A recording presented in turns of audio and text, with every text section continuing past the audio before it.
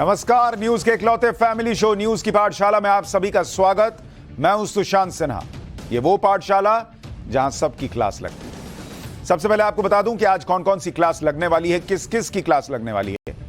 BBC पर छापे और मोदी पर डॉक्यूमेंट्री का क्या कनेक्शन है, आज इसके बारे में बात करूंगा। मोदी प्लस इंडिया का विरोध, काम बीबीसी का, पैसा चीन का है क्या? बीबीसी के दफ्तर में इनकम टैक्स को क्या क्या मिला? मोदी ने नहीं, लेकिन किसने लगाया था बीबीसी पर बैन, आज उसके बारे में भी बताऊंगा।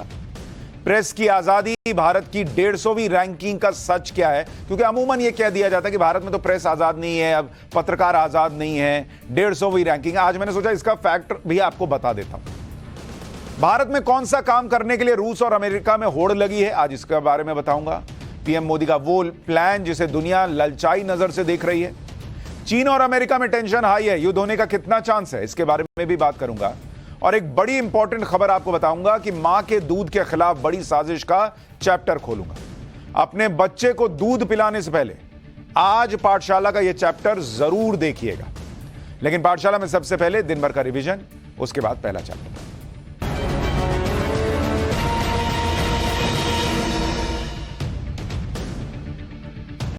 उत्तर प्रदेश में नकल के खिलाफ मुख्यमंत्री योगी आदित्यनाथ ने बड़ा कदम उठा लिया है।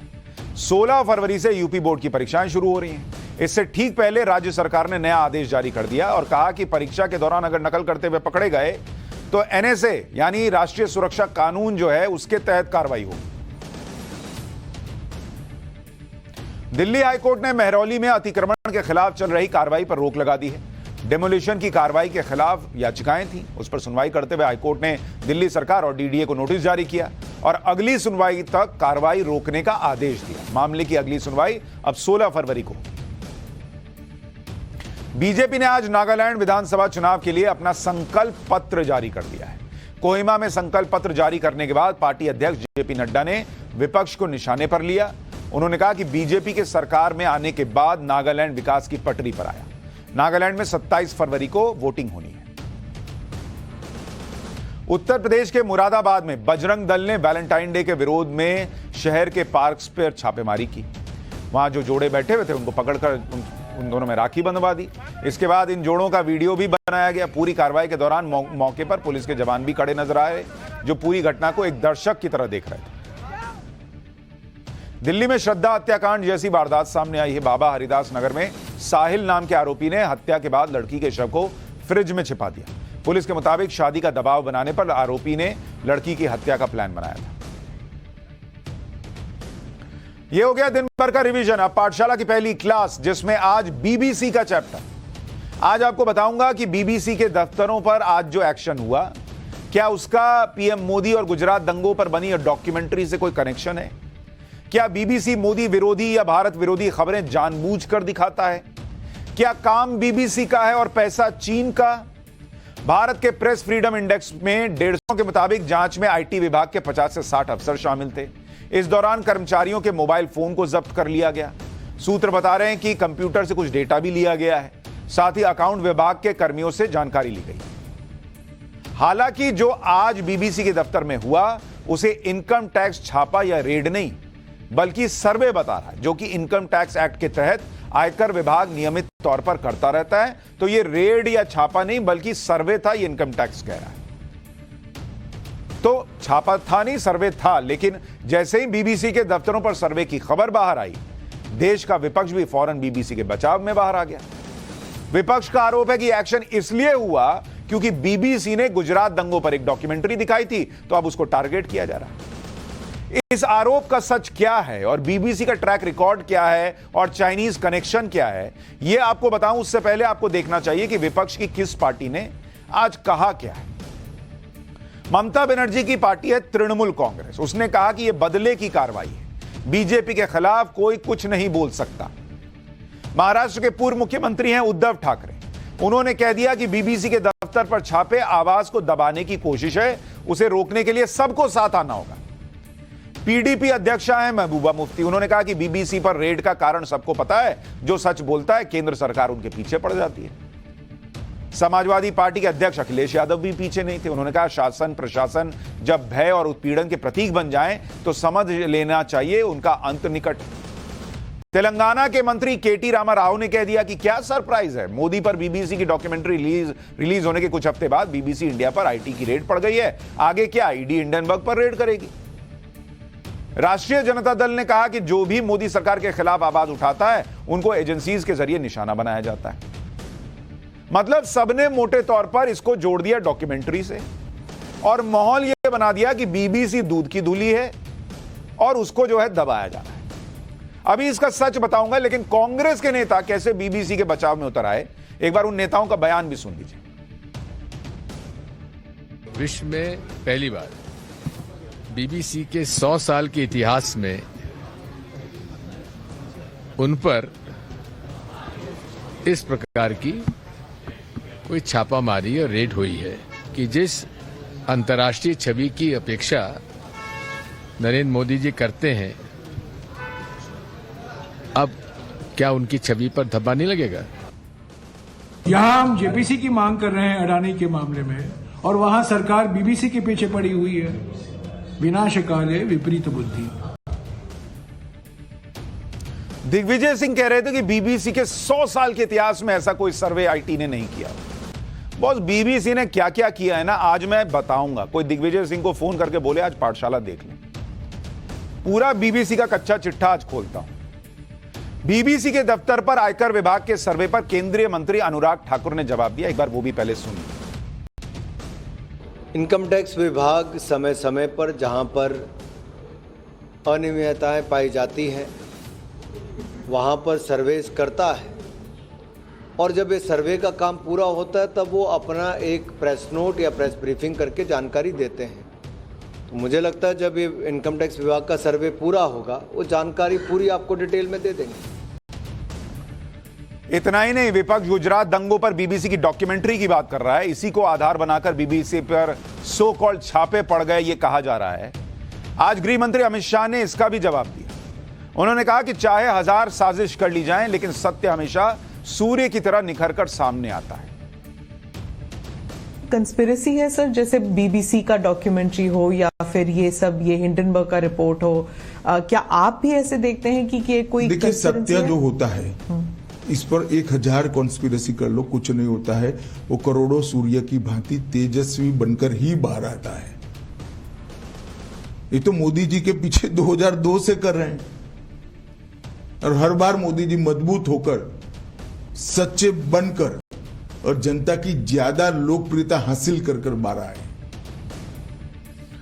गृह मंत्री अमित शाह कह रहे हैं कि 2002 से नरेंद्र मोदी को टारगेट किया जा रहा है, और जितना टारगेट करते हैं उतना नरेंद्र मोदी का ग्राफ ऊपर जाता है।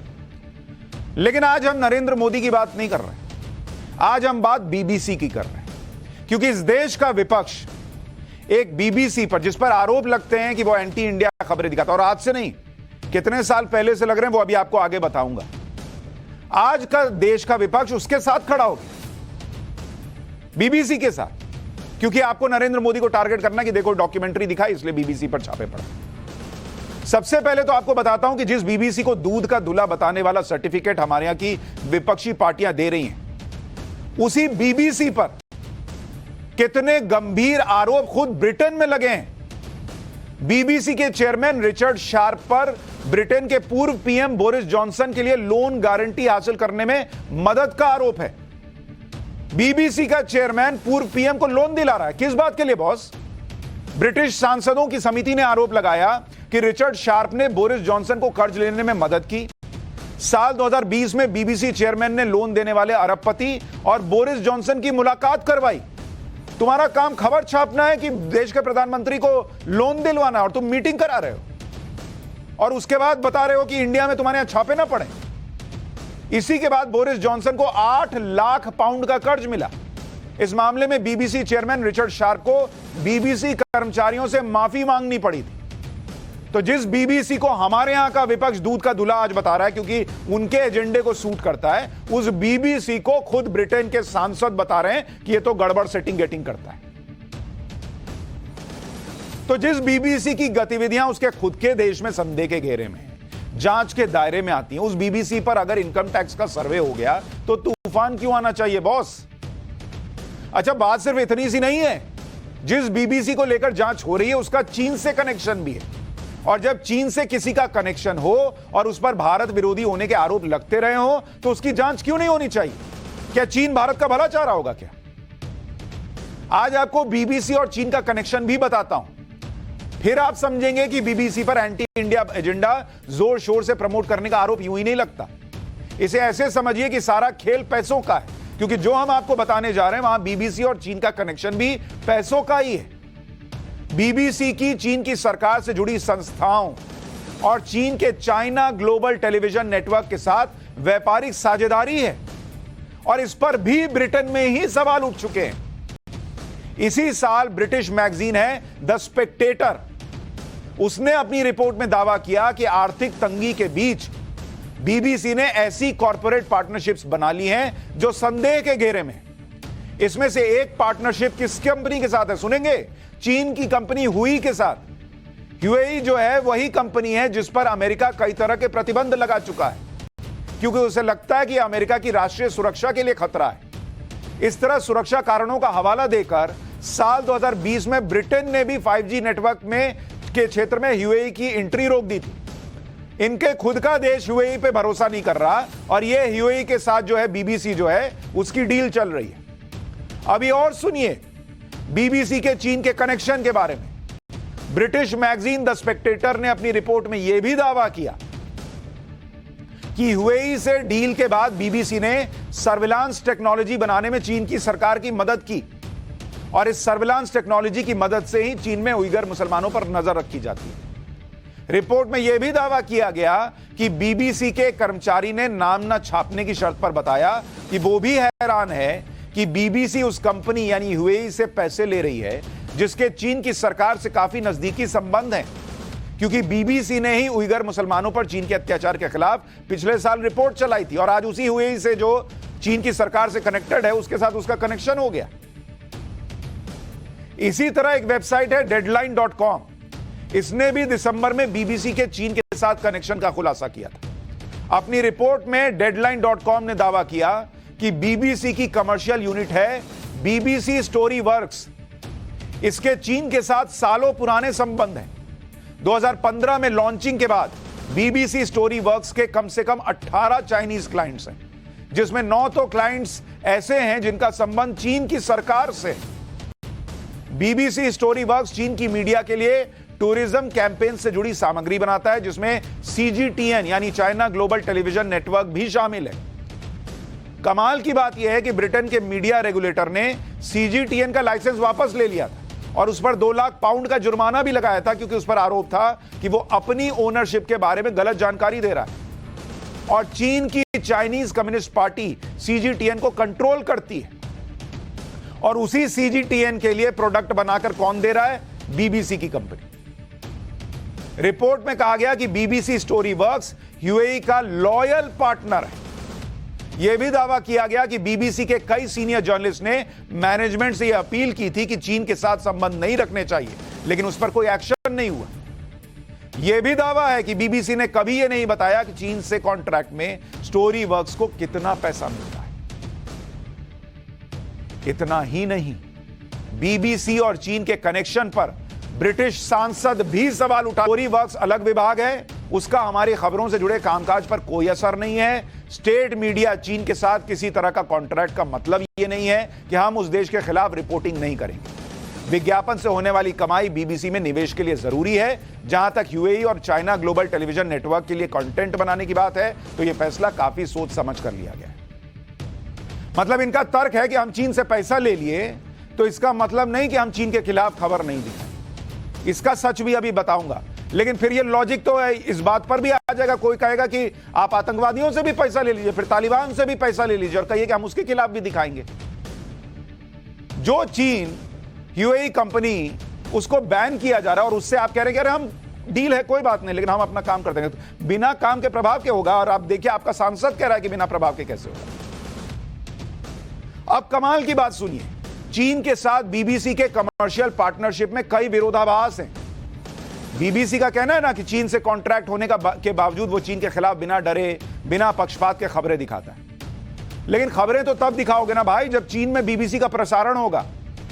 फरवरी 2021 में चीन के national radio and television administration ने बीबीसी पर बैन लगा दिया था। चीन ने आरोप लगाया कि बीबीसी ने सच्ची खबर नहीं दिखाता। चीन यह भी आरोप लगाया कि बीबीसी चीन के राष्ट्रीय हित को नुकसान पहुंचा रहा है। मतलब बीबीसी एजेंडाधारी है, यह चीन बोलकर बैन लगा चुका है।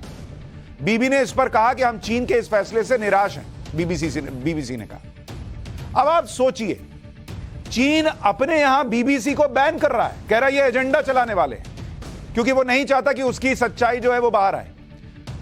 तो जिस बीबीसी को बैन कर रहा है उसी बीबीसी को लगातार चीन की सरकार से जो करीबी कंपनियां वो कॉन्ट्रैक्ट दे रही हैं।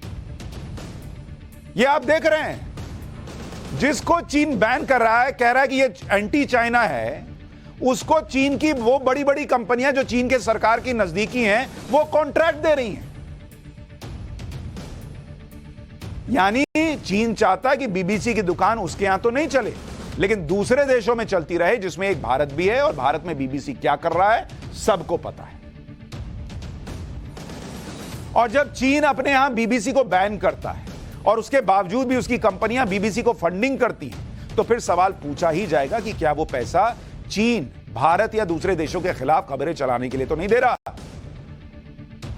क्योंकि बीबीसी हमेशा अपने लिए कहता है कि वो जर्नलिज्म के गोल्ड स्टैंडर्ड रखता है, लेकिन भारत के खिलाफ वो क्या करता है, आपको कुछ तस्वीरों से दिखा देता हूं। जरा इन तस्वीरों को देखिए और आपको बीबीसी का जो गोल्ड स्टैंडर्ड जर्नलिज्म है वो भी समझ में आएगा और चीन का कनेक्शन भी समझ में आएगा। ये दो तस्वीरें देखिए। बीबीसी छापता है भारत की जीडीपी में बड़ा उछाल भी चिंताजनक क्यों है। यह सितंबर 2021 की हेडलाइन है। और बीबीसी छापता है कोरोना की मार के बीच चीन की अर्थव्यवस्था में जबरदस्त वृद्धि कैसे। यह अप्रैल 2021 की है। तो जो इंडिया, जिसको दुनिया कह रही है कि ब्राइट स्पॉट है दुनिया का, उसकी अच्छी चीज में भी चिंता ढूंढ रहा है। और जिस चीन के कंपनियों से पैसा आ रहा है उस चीन के लिए कह रहा है कि कोरोना के मार के बीच भी चीन की अर्थव्यवस्था में जबरदस्त वृद्धि कैसे, और तुम कहते हो तुम पे विश्वास करने। इतना ही नहीं, एक और उदाहरण देखिए। जब भारतीय आर्मी कुछ करती है तो चीन छापता है, बीबीसी छापता है beaten and tortured by the Indian army. मतलब भारतीय सेना ने मारा और टॉर्चर किया। और तालिबान के लिए छापता है तालिबान बिना भारी खून खराबे के शहरों पर कैसे कब्जा कर रहा है। ओ, जैसे कितना बड़ा मसीहा हो तालिबान। 5000 लोग मारे गए और कह रहा है देखिए कितना खून कम बहा, कैसे शहर पे कब्जा कर रहा है। हेडलाइन देखिए आप। एक और उदाहरण दिखाता हूं, दिखाइए जरा बीबीसी का double standard. Corona virus lockdown in Europe saved millions of lives. मतलब जो लॉकडाउन यूरोप में लगा उससे, ये 8 जून 2020 को उसने लिखा कि लाखों जिंदगियां बच गई। और इंडिया के लिए क्या छापा 29 मार्च 2021 को, PM Modi did not consult before lockdown. वाह भैया, यहां करोड़ों की जिंदगी बच गई तो भी मोदी को क्रेडिट ना दे देना तुम 1 रुपए का। लेकिन वहां अगर यूरोप में लॉकडाउन लगा जहां हाहाकार मचाता तो भी देखो कितनी जिंदगियां बच गई। यह होता है डबल स्टैंडर्ड। एक और आपको दिखाता हूं, शोर और प्रदूषण से मुक्त, शांत और सुंदर हो ऐसी दिवाली, यह छाप रहा है बीबीसी। मतलब दिवाली में शांति जरूरी है, प्रदूषण ना हो यह जरूरी है। एक दिन दिवाली आती है और new year's eve hundreds of thousands gather for London fireworks. और देखिए लंदन में कितना जबरदस्त आतिशबाजी हो रही है। क्या इन आतिशबाजी से वहां पर जो है वो ऑक्सीजन निकल रहा था क्या? लेकिन इंडिया में गाली दो दिवाली को और वहां जो है बताओ कितनी सुंदर पटाखे फूट रहे हैं।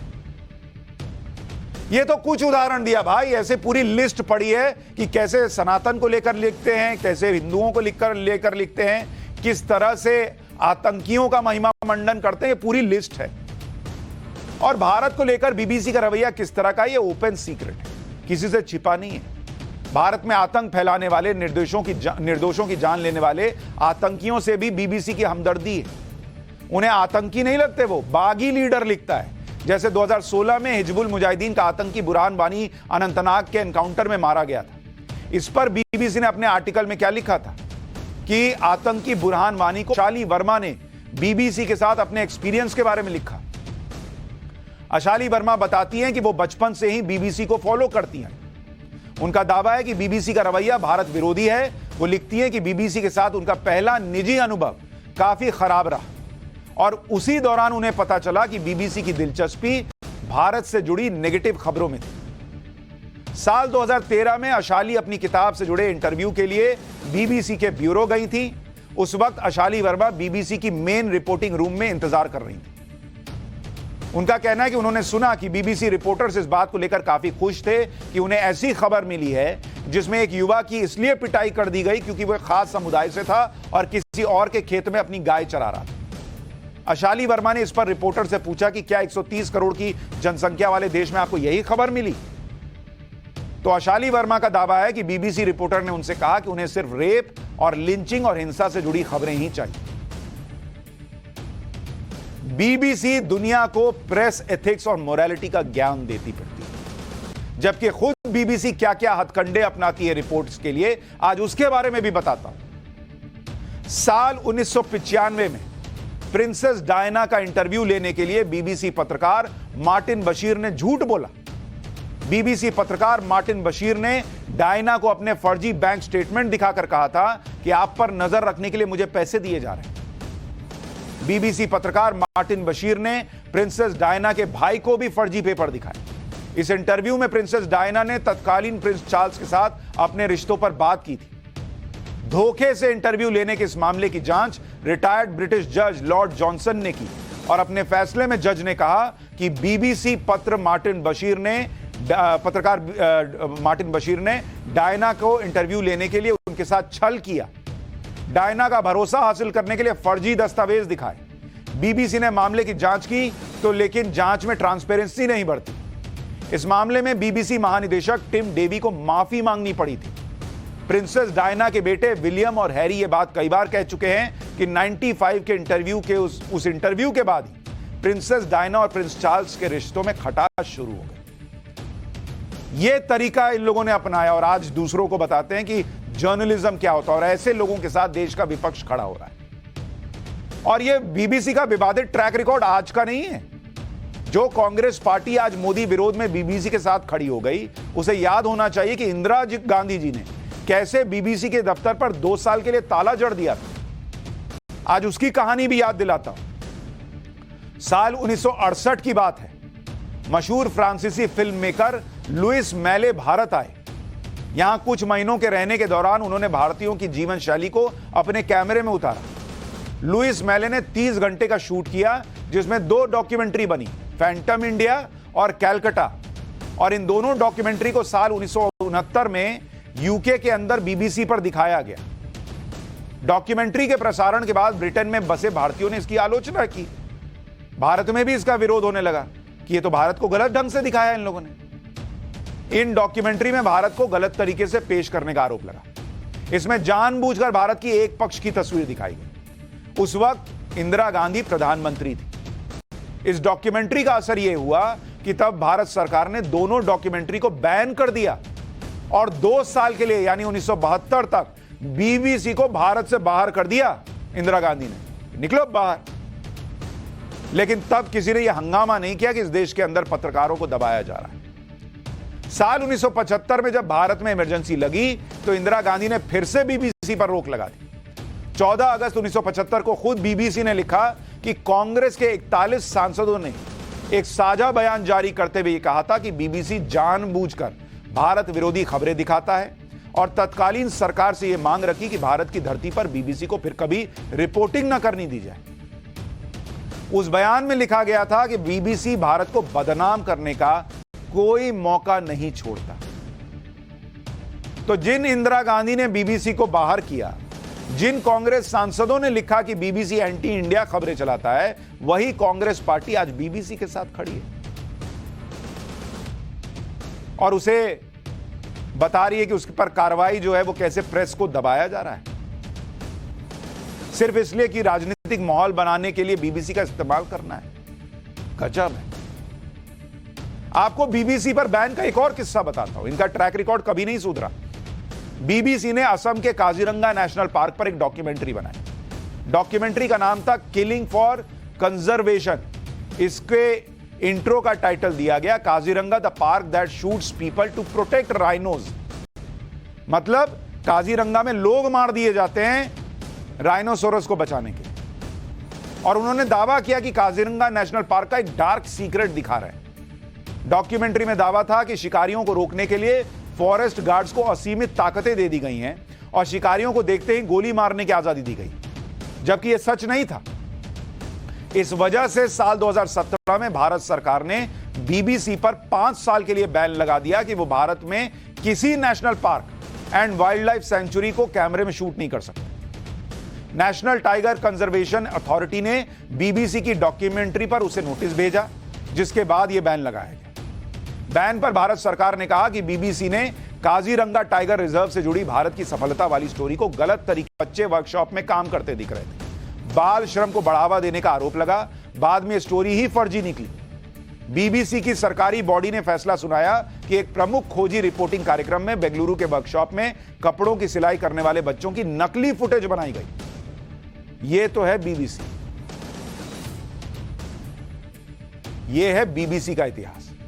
लेकिन जैसे ही आप भारत विरोधी एजेंडे या फैलाए जा रहे झूठ पर प्रश्न करेंगे, उसे एक्सपोज करेंगे, तो इस देश में एक नया ट्रेंड भी बन गया है कि एक प्रेस फ्रीडम इंडेक्स की रैंकिंग निकालकर मार दी जाती है। यार इस देश के पत्रकार तो सच ही नहीं बताते। देखो, सरकार से सवाल नहीं पूछ रहे, बीबीसी से सवाल पूछ रहे। बीबीसी का ट्रैक रिकॉर्ड देखो भाई। लेकिन माहौल यह बनाया जाता है कि भारत की प्रेस फ्रीडम इंडेक्स की रैंकिंग इतनी खराब इसलिए है कि क्योंकि यहां का मीडिया सच नहीं दिखाता। बहुत दिन से सुन रहा था। आज जरा ना फैक्ट्स के साथ इस 2 कौड़ी की प्रेस फ्रीडम रैंकिंग का भी सच आपको बता देता हूं, जिसके बारे में बहुत दिन से तमाशा चल रहा है। पेरिस में स्थित रिपोर्टर्स विदाउट बॉर्डर्स ये रैंकिंग जारी करती है। पेरिस में इसे वर्ल्ड प्रेस फ्रीडम इंडेक्स नाम दिया गया है। इसमें दुनिया के 180 देशों की प्रेस यानी मीडिया कितनी स्वतंत्र है यह बताने का दावा किया जाता है। अब यह पूरा इंडेक्स ही कैसे महावाहियात है, यह फैक्ट्स के साथ समझाने से पहले आपको इस वर्ल्ड प्रेस फ्रीडम इंडेक्स में भारत की रैंकिंग दिखाता हूं। तब आपको बताऊंगा कि यह जो रैंकिंग आती कैसे है। उसके बाद हमेशा के लिए यह तमाशा और नाटक खत्म हो जाएगा। प्रेस फ्रीडम इंडेक्स, इसमें भारत की रैंकिंग आपको दिखा रहा हूं। यह रैंकिंग इन्होंने देनी शुरू की साल 2002 से। साल 2002 में भारत की रैंक क्या दी इन्होंने? 80 रैंक थी भारत, 80th। 2010 आते आते यूपीए सरकार के वक्त भारत की रैंक जो है 80 से 122वीं रैंक हो गई। 2012 में यह बढ़कर 131वीं रैंक हो गई यूपीए सरकार के जमाने में।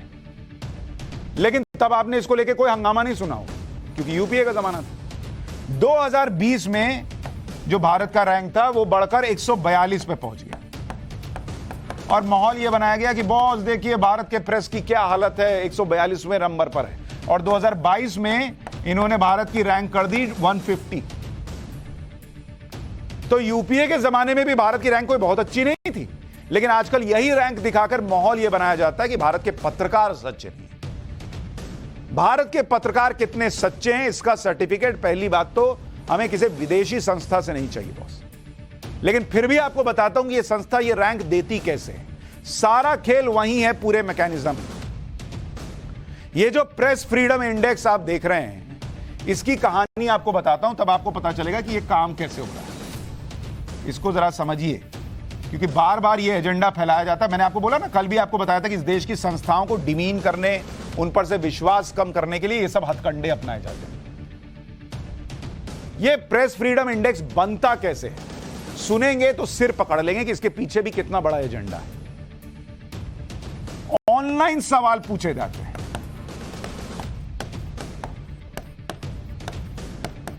ऑनलाइन इसमें सवाल पूछे जाते हैं। कितने सवाल होते हैं? 80+ सवाल होते हैं। 80 से ज्यादा सवाल पूछे जाते हैं अलग अलग कैटेगरीज में। जवाब कौन देता है बॉस? जवाब कौन देता है? अब जरा इसको सुनिए। जवाब देते हैं 18 एनजीओ। ये एनजीओ कौन है बॉस, आपको पता है? ये 18 फ्रीडम ऑफ एक्सप्रेशन से जुड़े हुए एनजीओ हैं और इनमें से कई को खुद इंडेक्स बनाने वाली संस्था फंड कर रही है जो ये इंडेक्स बना रही है। उसके बाद 150 रिस्पोंडेंट होते हैं। अब ये इसमें कौन कौन होते हैं 150 रिस्पोंडेंट में? पत्रकार हो गए, रिसर्चर हो गए, मानवाधिकार कार्यकर्ताओं का एक नेटवर्क तैयार किया जाता है और ये लोग मिलकर ये इंडेक्स तैयार करते हैं। कितने देश की रिपोर्ट है? कितने देश की? 180 देश की रिपोर्ट ये लोग बनाते हैं। यानी ये 150 लोग जो हो गए और ये 18 भी मिला दीजिए तो भी एवरेज निकालिएगा तो मोटे तौर पर एक रिस्पोंडेंट जो है ना,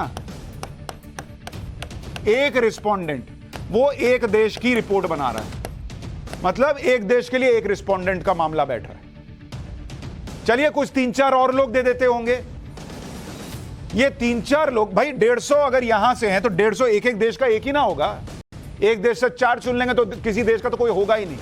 तो 150 भी हैं तो भी हर देश का नहीं। 18 एनजीओ भी मान लिए, 4 ना 5 लोग मिलकर कुछ 80+ सवाल का जवाब देते हैं और अपने मन से रैंक दे देते हैं कि बॉस हो गया, ये रैंक है इंडिया का, ये रैंक है पाकिस्तान का, ये रैंक है अफगानिस्तान का। ये 150 लोग मिलकर, 200 लोग मिलकर बता रहे हैं कि कितना पत्रकार स्वतंत्र है, कितना पत्रकार सच्चा है। इतना ही नहीं, इस रिपोर्ट के साथ दिक्कत यह भी कि इसमें ट्रांसपेरेंसी नहीं है। इसमें हालत यह है कि जो रिस्पोंडेंट हैं, मतलब जो जवाब दे रहे हैं उन सवालों के, रिस्पोंडेंट कौन है, रिस्पोंडेंट कौन पता नहीं। ये बताते नहीं है कि कौन रिस्पोंडेंट है, किसी को नहीं पता कौन। क्या नंबर दिया ये भी नहीं बताते, पता नहीं, हम नहीं बताएंगे। अरे भाई यहां देश में आरटीआई लगा के एक एक चीज पता चल रही है, तुमको नंबर कौन दिया, इतने ट्रांसपेरेंट हो, बताओ किस सवाल पर कितना नंबर, नहीं बताएंगे। कुल स्कोर कैसे आया, कैसे आया ये भी पता नहीं। बॉस कुछ पता नहीं, अपने मन से कुछ लोग चुन लिए, वो कुछ लोग जो हैं वो एक एक 2-2 लोग इधर उधर से आए और पूरे देश की प्रेस पर उन्होंने अपना ज्ञान दे दिया कि भारत को 150 कर दो, अच्छा इस साल भारत को 50 कर दो, इस साल 80 कर दो, इस साल 90 कर दो। आप कुछ जान नहीं सकते किसी देश को उसकी रैंकिंग कैसे मिली। लेकिन यूपीए के जमाने में इस रैंकिंग पर चुप रहने वाले पुरोधा आज इसी सवालों के घेरे में रैंकिंग को दिखाकर माहौल बनाते हैं कि देखो भारत में पत्रकार निष्पक्ष।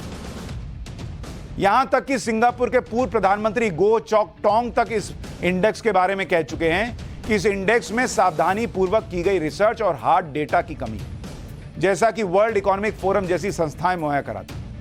पश्चिमी देशों के लिबरल्स के नजरिए से मापा गया इंडेक्स है ये। यह इंडेक्स किसी भी देश की प्रेस की गुणवत्ता का प्रमाण नहीं माना जाना चाहिए। लेकिन इस 2 कौड़ी के इंडेक्स को भी हमारे यहां के वही पत्रकार जिनका काम था कि ये रिसर्च जो मैं आपको बता रहा हूं आपको बताएं, वो भी इसका इस्तेमाल कर लेते हैं ये दिखाने के लिए कि देखो 2014 के बाद पत्रकार निष्पक्ष नहीं, ताकि एक माहौल बन सके। मीडिया को बोल दो निष्पक्ष नहीं है, जुडिशरी को बोल दो, चुनाव आयोग को बोल दो। ये सिस्टमैटिक अटैक है हम पर नहीं, इस देश के ऊपर और उस एक कुर्सी पर जिसके लिए सब हो रहा है। और इसीलिए आपको फैक्ट्स और सच जानना चाहिए जो हम पाठशाला में बताते हैं, वरना इस देश में माहौल खराब हो रहा है। पाठशाला में अब उस काम का चैप्टर जिसे भारत में करने के लिए रूस से लेकर अमेरिका तक में होड़ मची है। पीएम मोदी का वो प्लान जिसे दुनिया ललचाई नजरों से देख रही है।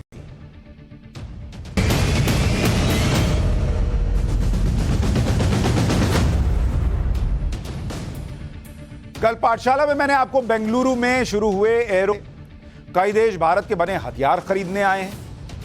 अब आप याद करिए कि पहले क्या होता था बॉस, पहले यही ना होता था कि फाइटर जेट्स खरीदने के लिए सालों लंबी प्रक्रिया चलती थी। भारत के प्रतिनिधि विदेश जाकर विदेशी कंपनियों के साथ डील करते थे, फिर विदेशी कंपनियां भारत को अपनी शर्तों पर जेट बेचती थी। लेकिन अब भारत बदल चुका है। अब यह हो रहा है कि विदेशी कंपनियों को अपने फाइटर जेट्स बेचने के लिए भारत आना पड़ रहा है। अब हम खरीदने नहीं जाते, अब वो हमारे यहां आ रहे हैं कि प्लीज ले लो यार, तुम मेरे से ले लो प्लीज। इतना ही नहीं, अगर भारत इन कंपनियों से जेट्स खरीदेगा तो अपनी शर्तों पर खरीदेगा। आज मैं पाठशाला में आपको एयर डिफेंस सेक्टर में भारत की इसी ताकत के बारे में बताने जा रहा हूं। सबसे पहले यह बताता हूं कि किन किन देशों में होड़ लगी है कि भारत उनके फाइटर जेट्स और वेपन टेक्नोलॉजी खरीदे। अमेरिका चाहता है कि भारत उसके फाइटर जेट्स खरीदे। रूस चाहता है कि भारत उसके फाइटर जेट्स प्रोजेक्ट में पार्टनर बन जाए।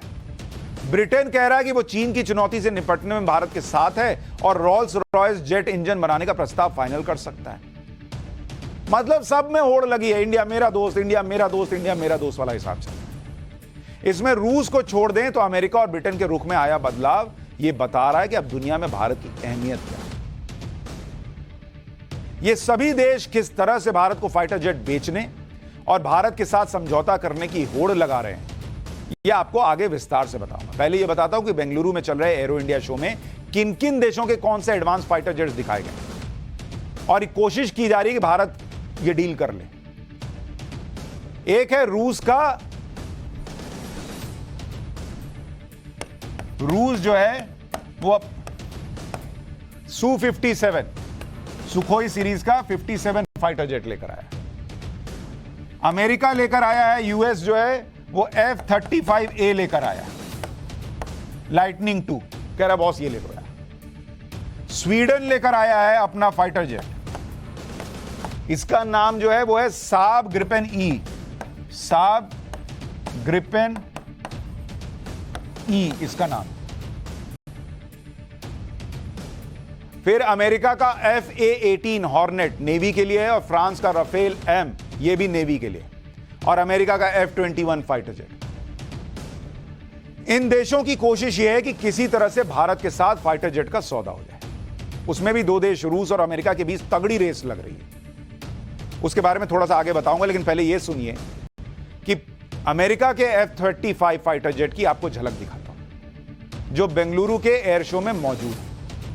अमेरिकी एयरफोर्स ने एयर शो के लिए F-35 लाइटनिंग 2 और F-35 joint striker fighter jets भेजे। ये जो तस्वीर आप देख रहे हैं ये उसी F-35 की है जिसमें अमेरिका सोच रहा है कि इंडिया ले ले। बेंगलुरु के येलहांका एयरबेस पर अमेरिकी जेट्स ने अपनी ताकत दिखाई। F-35 जो ये आप देख रहे हैं ये 5th generation multi role fighter jet है जो किसी भी तरह के ऑपरेशन को अंजाम दे सकता है। एयर टू एयर मतलब हवा से हवा में मार देगा, एयर टू सरफेस ऊपर उड़ रहा है नीचे ठोक देगा, यह हर तरह के कॉम्बैट में माहिर है। यह स्टील्थ टेक्नोलॉजी से बना है यानी दुश्मन के रडार को चकमा देने में सक्षम है। F-35 में एडवांस रडार सिस्टम लगा हुआ है। यह F-35 की मशीन गन से जो फायरिंग है उसकी तस्वीरें देखें। इसी तरह से रूस का Su-57 है, यह अमेरिका वाला देखे कैसे बम गिरा दे रहा है। अब आपको Su-57 दिखाता हूं, यह रूस का है। यह फाइटर जेट भी बेंगलुरु के एयर शो में मौजूद है। यह है Su-57। रूस भारत का सबसे पुराना और भरोसेमंद डिफेंस पार्टनर है। अमेरिका को कोई टक्कर दे रहा है तो वो रूस है। रूस का 5th generation fighter jet Su-57 America के F-35 जितना ही घातक है। Su-57 स्टील्थ फाइटर जेट है जो दुश्मन के रडार की पकड़ में ये भी नहीं आता। सुपरसोनिक स्पीड से ये अपने टारगेट को तबाह कर देता है। भारत को फाइटर जेट बेचने के लिए अमेरिका और रूस में भयंकर रेस लगी हुई। दरअसल एयरफोर्स को और मजबूत करने के लिए Bharat 5th generation fighter jet की तलाश कर रहा है। अमेरिका और रूस दोनों ही देश अपने 5th जनरेशन जेट्स बेंगलुरु में दिखा रहे हैं। अमेरिका की कोशिश है कि भाई हमारा फाइटर जेट ले ले इंडिया, और इसके लिए अमेरिका भारत की शर्तों पर काम करने को तैयार है कि तुम जो बोलोगे करूंगा यार, बस मेरा ले लो fighter jet. F-35 fighter jet बनाने वाली अमेरिकी कंपनी लॉकहीड मार्टिन का ऑफर क्या है वो भी आपको बता देता हूं। लॉकहीड मार्टिन भारत के साथ F-21 फाइटर जेट्स की डील करना चाहती है। इसके लिए लॉकहीड मार्टिन भारत में ही F-21 जेट्स का निर्माण करने का ऑफर दे रही है, क्योंकि उसको पता है नरेंद्र मोदी आजकल हर चीज में फोकस करते हैं कि made in India, make in India. तो कह रहा हम यहीं बना लेंगे, आप लीजिए तो यहीं बना देंगे, यहीं जोड़ देंगे। इससे मेक इन इंडिया को मजबूती मिलेगी और भारत दुनिया के फाइटर जेट प्रोडक्शन का केंद्र बन जाएगा, वो कह रहा है। ये वो अमेरिका है जो डिफेंस डील्स को एक रणनीतिक हथियार की तरह इस्तेमाल करता है और दुनिया भर में अपनी शर्तों पर डिफेंस डील करता है। बेंगलोर में जो भी अमेरिका ने भेजे हैं F-35 फाइटर जेट्स और भारत को ऑफर दे रहा है F-21 का, यानी यहां भी अमेरिका खेल कर रहा है। अमेरिका भले ही अपनी तरफ से F-21 जेट के भारत में निर्माण का ऑफर दे रहा है, लेकिन प्रधानमंत्री मोदी का विजन कुछ और है। पीएम मोदी के मुताबिक भारत अब विदेशी कंपनियों के लिए सिर्फ एक बाजार नहीं है, बल्कि भारत अब डिफेंस पार्टनर भी है। यानी बात सिर्फ डिफेंस डील की नहीं है कि हम तुमसे सिर्फ खरीदेंगे। भारत डिफेंस पार्टनर बनकर डिफेंस टेक्नोलॉजी शेयरिंग की बात कर रहा है। एक बार प्रधानमंत्री को सुनिए। आज दुनिया की डिफेंस कंपनियों के लिए भारत केवल एक मार्केट ही नहीं है, भारत आज एक पोटेंशियल डिफेंस पार्टनर भी है। ये पार्टनरशिप उन देशों के साथ भी है जो डिफेंस सेक्टर में काफी आगे हैं, जो देश अपनी रक्षा जरूरतों के लिए एक भरोसेमंद साथी तलाश रहे हैं, भारत उनके लिए भी एक बेहतर पार्टनर बनकर आज उभर रहा है। हमारी टेक्नोलॉजी इन देशों के लिए कॉस्ट इफेक्टिव भी है और क्रेडिबल भी है। प्रधानमंत्री खुद बता रहे हैं बार बार कि भारत आज दुनिया के लिए हर तरह का केंद्र बना। और आपने अमेरिका का ऑफर देखा, अब रूस के ऑफर के बारे में भी बताता हूं। यह ऑफर जुड़ा है रूस के सबसे एडवांस और घातक फाइटर जेट Su-75 से, जो भी तैयार हो रहा है। रूस का दावा है कि Su-75 फाइटर जेट जब बन जाएगा तो यह दुनिया का सबसे खतरनाक जेट होगा। इसके सामने F-35 पानी मांगेगा, रशिया दावा कर रहा है। Su-75 या सुखोई 75 रूस के सुखोई सीरीज का 5th जनरेशन का फाइटर जेट है। ये आप देख रहे हैं Su-75, एकदम जबरदस्त। एक बार इसकी तस्वीर देखिए, फिर आगे बताता हूं। ये देखिए किस जबरदस्त तरीके से ये अटैक करता है। इसने जंग के मैदान में उतरने से पहले ही रूस के दुश्मनों के होश उड़ा दिए। रूस का कहना है कि इस फाइटर जेट के जरिए जंग की किसी भी बाजी को पलटा जा सकेगा। इसलिए इसका नाम क्या दिया पता है? Su-75 checkmate. यानी जैसे चेस में नहीं होता चेकमेट कर देता है, कह रहा है रशिया की ऐसा है कि एकदम चेकमेट कर देगा सामने वाले को। कई दौर के परीक्षण के बाद रूस का यह फाइटर जेट इस साल पहली उड़ान भर सकता है। रूस ने इस फाइटर जेट को अपने सहयोगी देशों को बेचने का प्लान भी किया है, जिसका मकसद आधुनिक लड़ाकू विमान के बाजार में अमेरिका को पटकनी देना है। लेकिन यहां कहानी में ट्विस्ट आता है। रूस को Su-75 के लिए भारत की जरूरत है। अपने प्लान को और घातक बनाने के लिए रूस को भारत जैसे भरोसेमंद पार्टनर की तलाश क्यों है, आज आपको यह भी बताऊंगा। लेकिन उससे पहले Su-75 चेकमेट की खूबियां बताता हूं और यह भी बताता हूं कि किस तरह से अमेरिका के F-35 के लिए चुनौती बन जाएगा। यह जो Su-75 है, सुखोई 75, यह करीब 54,000 फीट की ऊंचाई पर उड़ान भर सकता है। अमेरिका का F-35 50 फीट की ऊंचाई पर जाता है, 50,000 फीट की, तो उससे ऊपर जा सकता है। Su-75 एक साथ 6 टारगेट पर सटीक निशाना लगा सकता है, F-35 5 पर ही लगा पाता है। Su-75 7,000 किलो से ज्यादा वजन के हथियार लेकर उड़ सकता है। F-35 8,160 किलो वजन के हथियार लेकर उड़ान भर सकता है, यहां F-35 को बढ़ाता है। Su-75 का टेक ऑफ वेट 20,000 किलो है। F-35 का टेक ऑफ वेट 31,751 किलो है। इसकी Su-75 की रफ्तार है 2200 किलोमीटर प्रति घंटा है। Su-75 की रेंज है 3,000 किलोमीटर तक। F-35 की रेंज 2,800 किलोमीटर। Su-75 की कॉम्बैट रेंज है 1,500 किलोमीटर, जबकि F-35 की कॉम्बैट रेंज है 1,100 किलोमीटर। अच्छा, सुखोई 75 में हथियार लोड करने के लिए 12 हार्ड पॉइंट्स हैं, F-35 में 11 हार्ड पॉइंट्स हैं। सुखोई 75 से गाइडेड मिसाइल और गाइडेड बम दागे जा सकते हैं, जबकि F-35 से भी गाइडेड मिसाइल और गाइडेड बम दागे जा सकते हैं। सुखोई 75 की कीमत करीब 250 करोड़ रुपए होगी, जबकि F-35 की कीमत 650 करोड़ से शुरू होती है। यानी आंकड़ों से साफ है कि रूस का Su-75 फाइटर जेट कीमत, रफ्तार, कॉम्बैट रेंज या यूं कहें कि लगभग हर मामले में अमेरिका के F-35 पर 20 साबित होता है। ऐसे में अमेरिका की टेंशन भी वाजिब है कि भाई फिर रूस के Su-75 के सामने अमेरिका के F-35 को कौन खरीदेगा। इसलिए वो रूस को भी उम्मीद दे रहा है, इसलिए रूस को भी उम्मीद है कि Su-75 की मदद से अमेरिका के लड़ाकू विमानों के बाजार में आसानी से सेंधमारी की जा सकती है। कहा जा रहा है कि इसके लिए रूस ने प्लान भी बनाया है, जिसके तहत 2026 से सुखोई 75 का प्रोडक्शन शुरू होना है और अगले 15 साल में 300 सुखोई 75 का एक्सपोर्ट होना है। लेकिन अब तक इस सवाल का जवाब नहीं मिला कि रूस को इस प्रोजेक्ट के लिए भारत की जरूरत क्यों है। दरअसल रूस के लिए फिलहाल इस प्रोजेक्ट को अपने दम पर पूरा करना आसान नहीं दिख रहा। इसकी वजह भी है, यूक्रेन युद्ध की वजह से पश्चिमी देशों ने रूस पर सख्त प्रतिबंध लगा दिए हैं, जिसकी वजह से रूस को सुखोई 75 फाइटर जेट के लिए कई जरूरी उपकरण जो लगते हैं वो मिल ही नहीं पा रहे हैं, क्योंकि उस पर बैन लगा हुआ है। किसी तरह से अगर उसने उपकरण जुटा भी लिए तो भी उसके लिए अपने इस फाइटर जेट को बेचने के लिए खरीदार जुटाना टेढ़ी खीर साबित होगा, क्योंकि भाई यूरोप वगैरह तो कह रहे हैं कि हम रशिया से लेंगे नहीं। अमेरिका और नेटो देशों के बैन के डर से कई देश इसे खरीदने से डरेंगे। इसके अलावा सुखोई 75 प्रोजेक्ट को रूस अकेले फाइनेंस नहीं कर सकता, इसलिए रूस को अपने सुखोई 75 चेकमेट के ड्रीम प्रोजेक्ट को पूरा करने के लिए एक ऐसे पार्टनर की तलाश है जिसकी मदद से वो पश्चिमी देशों के बैन का तोड़ निकाल सके। और उसे वो पार्टनर सिर्फ एक देश में दिख रहा है और वो नाम है भारत का। हाल के सालों में दुनिया में जिस तरह भारत का दबदबा बढ़ा है उसे रूस भी जान चुका है, क्योंकि रूस पर प्रतिबंध के बावजूद भारत ने रूस से S-400 की डील जारी रख ली। उसको दिख रहा कि ये तो S-400 डील कर लिया हमसे, अमेरिका बोलता रह गया फिर भी। और तीसरी खेप भी भारत में आने जा रही है उसकी, और इसके बावजूद अमेरिका या किसी भी दूसरे देश ने भारत पर कोई बैन नहीं लगाया।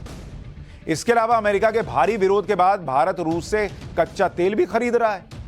भारत और रूस मिलकर अमेठी में AK-47 सीरीज का version AK-203 Kalashnikov assault rifle बना रहे हैं। भारत आज स्थिति में आ गया है कि वो अमेरिका के प्रेशर में आने वाला है ही नहीं, बल्कि दूसरे देशों को प्रेशर में ला सकता है। तो भारत की इसी शक्ति को देखते हुए और भारत की इस इंडिपेंडेंट फॉरेन पॉलिसी को देखते हुए रूस को लगता है कि भैया भारत से डील हो गई तभी ये सुखोई 75 बन पाएगा। दुनिया के ताकतवर देश भारत को अपने फाइटर जेट बेचने की कोशिश क्यों कर रहे हैं, इसकी वजह भी। भारत आज दुनिया का सबसे बड़ा डिफेंस मार्केट है। इसके साथ ही भारत डिफेंस सेक्टर में खुद को आत्मनिर्भर भी कर रहा है। भारत अब सिर्फ उन जेट्स को या हथियारों को खरीदता है जिसकी बहुत ज्यादा जरूरत है या तुरंत जरूरत है या भारत में बनने में समय लगेगा। भारत का डिफेंस सेक्टर किस तरह से बदला है आपको इसके बारे में भी बताता हूं। Stockholm International Peace Research Institute के मुताबिक एशिया पैसिफिक के 48 देशों में हथियार एक्सपोर्ट करने में भारत चौथे नंबर पर है। वो भारत जो कभी सिर्फ हथियार खरीदता था आज एक्सपोर्ट करने में चौथे नंबर पर आ गया। सेना पर खर्च के मामले में भारत एशिया पैसिफिक देशों में दूसरे नंबर पर है। यानी भारत अब इंपोर्टर से एक्सपोर्टर बनने की तरफ बढ़ रहा है। भारत किस तरह से डिफेंस इंपोर्ट कम करके एक्सपोर्ट बढ़ा रहा है यह आपको रूस के उदाहरण से समझाता हूं।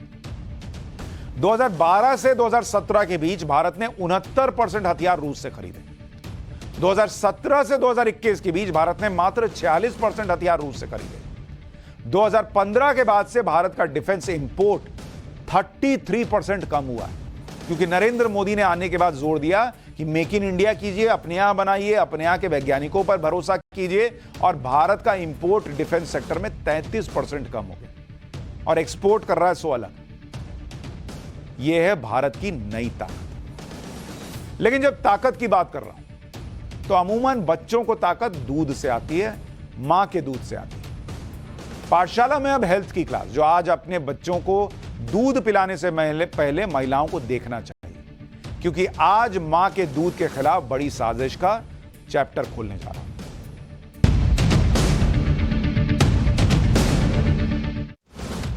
किसी भी नवजात के लिए मां का दूध ही सर्वोत्तम आहार है। यह लाइन सरकार भी कहती रही और डॉक्टर भी। लेकिन फॉर्मूला मिल्क यानी जो डिब्बे में बंद वो पाउडर वाला दूध आता है, उसे बेचने वाली कंपनियों ने दुनिया भर में मार्केटिंग का ऐसा जाल बिछाया जिससे ब्रेस्ट फीडिंग यानी मां के दूध के इस्तेमाल को कम किया जा सके। पेरेंट्स अपने बच्चे के लिए डिब्बा बंद दूध खरीदने के लिए मजबूर हो जाएं, यह प्रयास किया गया। मां के दूध को लेकर पेरेंट्स को कंफ्यूज करने वाली साजिश का चैप्टर आज खोल रहा हूं। लेकिन उससे पहले इसकी वजह बताता हूं आपको। फॉर्मूला मिल्क जो डब्बे वाला दूध आता है, उसका ग्लोबल मार्केट 2018 में करीब 1.5 लाख करोड़ रुपए था। आज की डेट में वो 4.5 लाख करोड़ रुपए का हो चुका है और अंदाजा है कि 2030 तक ये 10.5 लाख करोड़ के आसपास पहुंच जाएगा, जिस तेजी से बढ़ रहा है। मतलब दिन दोगुनी रात चौगुनी तरक्की कर रहा है डब्बे वाले दूध का मार्केट। इसके लिए फॉर्मूला मिल्क कंपनियां क्या हथकंडे अपना रही हैं, आज आपको इसके बारे में बताना चाहता हूं। इसी महीने इंटरनेशनल मेडिकल जर्नल लैंसेट ने ब्रेस्ट फीडिंग को कमजोर करने के इन कंपनियों के हथकंडों पर एक सीरीज जारी की।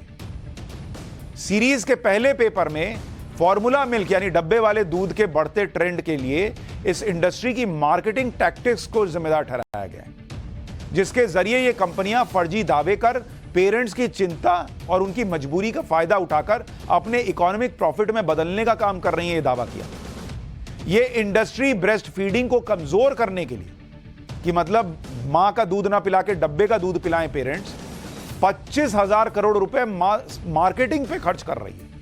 और फॉर्मूला मिल्क की बिक्री बढ़ाने के लिए हेल्थ प्रोफेशनल्स को भी अपनी लॉबी में ले लेते हैं। रिपोर्ट का दावा है कि इसके लिए उन्हें कंपनियों के एडवाइजरी बोर्ड और कमिटीज में जगह दे दी जाती है।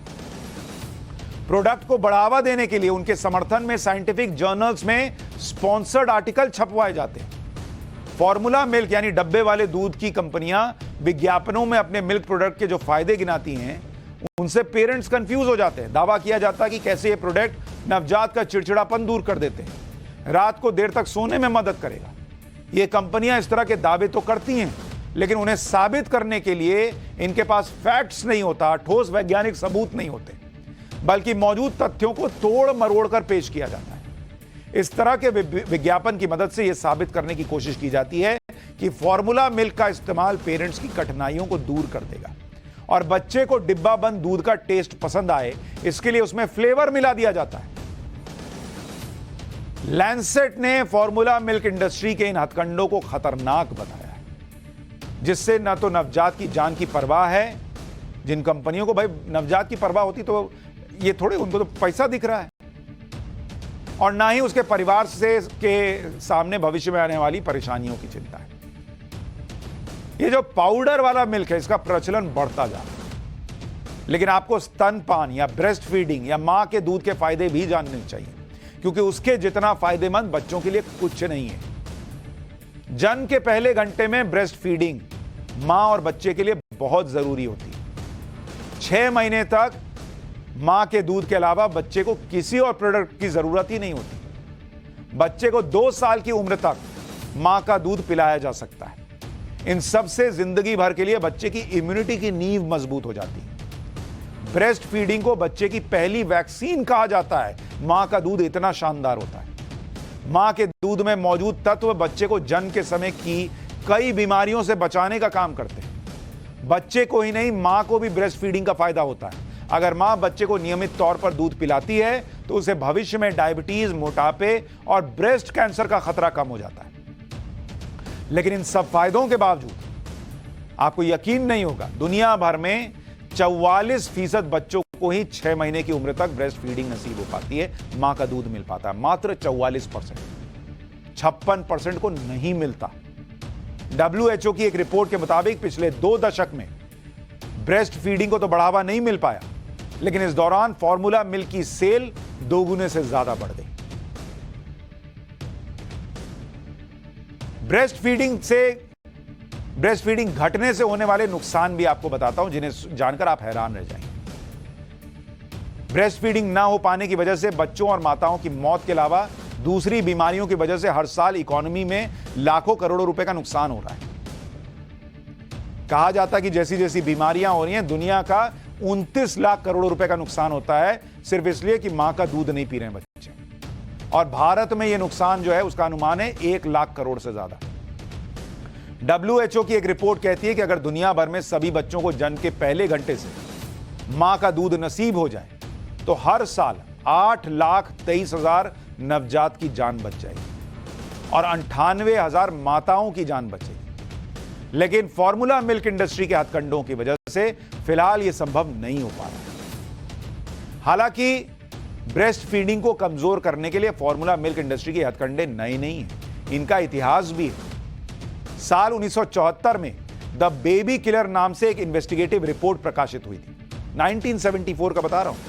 इसमें एक फॉर्मूला मिल्क कंपनी के प्रोडक्ट की वजह से गरीब देशों में हजारों मासूमों को अपनी जान गंवानी पड़ी थी, जबकि लाखों बच्चे गंभीर बीमारियों के शिकार हो गए। आरोप है कि इस कंपनी ने अपने प्रोडक्ट को बढ़ावा देने के लिए इन देशों में ब्रेस्ट फीडिंग को कमजोर करने के लिए अभियान चलाया, लेकिन इन्वेस्टिगेटिव रिपोर्ट की वजह से इस मिल्क फॉर्मूला कंपनी का विरोध शुरू हो गया और उसे इंटरनेशनल बॉयकॉट का सामना करना पड़ा। और बवाल इतना बढ़ गया कि WHO को 1981 में फॉर्मूला मिल्क कंपनियों के फर्जी दावों पर रोक लगाने के लिए international code of marketing of breast milk substitutes बनाना पड़ा। लेकिन लैंसेट की रिपोर्ट कहती है कि आज के दौर में फॉर्मूला मिल्क कंपनियां इस कोड का धड़ल्ले से उल्लंघन कर रही हैं।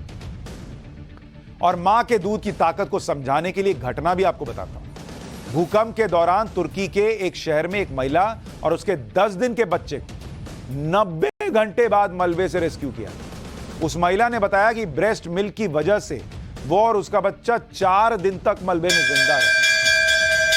यह है मां के दूध की ताकत।